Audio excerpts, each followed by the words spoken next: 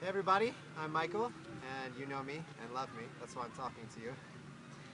And this is my friend Papa Patrick. Papa Patrick is a missionary, and he's going to Kenya to the Somali refugee camps to do missions and share the gospel there with unreached people who have no church. So I'm going to ask Papa Patrick a few questions, and he's just going to share some things about his heart and who he is. So, Papa Patrick, please share with us your salvation testimony. My salvation testimony, I got saved in 1999 on 20th of November when I was a student in senior 6.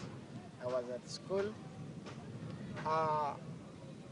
Actually, a lot of people preached salvation to me, but I resisted for some time. But it so happens that one night I cried tears for the whole night, and then I said, tomorrow I will get saved. Now, that one made me also remember what happened in 1995 when the Lord spoke to me in a dream when I was in senior 3, that if you accept to obey me, you will have good life, but if you don't, you will suffer. Now, when I remember that, I realized I had a calling to serve God, so that is how I actually got saved.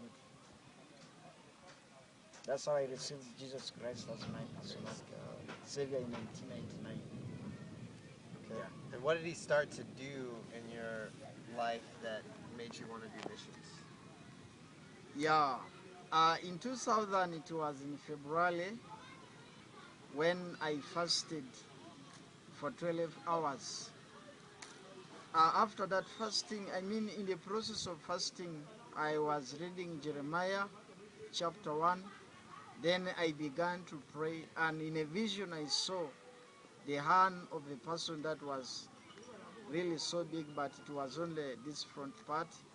And then a Bible descended on top of it, and it became open. And I saw a sheet also descending, and it was written, the Acts of Apostles, chapter 9, and then chapter 10, and then Lamentations of Jeremiah, chapter 1, chapter 2, and chapter 3, and then Isaiah chapter 52. Now, in front of me, I saw in a vision 2 church leaders, and I heard a voice speak to me, go to any of those, lay hands on you, pray for you, and then I will use you in the future.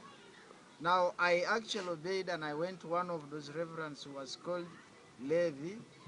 So after that, I began to experience a lot of changes happening in my life, and my pastor actually began mentoring me, and I began preaching the word of God, having a heart to reach unreached people who have not heard the gospel.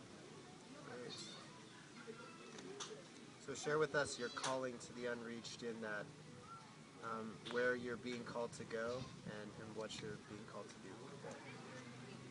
My calling is actually an apostle.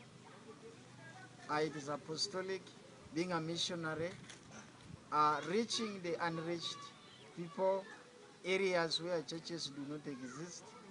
So being called by God to plant churches, reach people who are unreached, and go to areas that are affected by Islam to convert them into Christianity. And as per now, I'm actually ready to go to Kenya in the Dab refugee camp, which is a Somali refugee camp in Kenya. Somalis are pretty difficult. They're pretty tough guys. Very staunch Muslims. So you have a specific heart to reach Muslims. Yes, I have a specific call to reach Muslims. Before I joined the school, I had a debate with the Muslims in 2012, 2013. I debated with the Muslims, and they were actually challenging me because I was not properly trained. Now, when I got a chance to know about the school, I actually came to be sharpened to get more knowledge of God so that I can easily reach them. So I have a desire to reach the Muslims. Praise God. That's 2 Timothy 3:16 and 17 lived out right there. That's good. Well, thank you, Patrick. Praise God.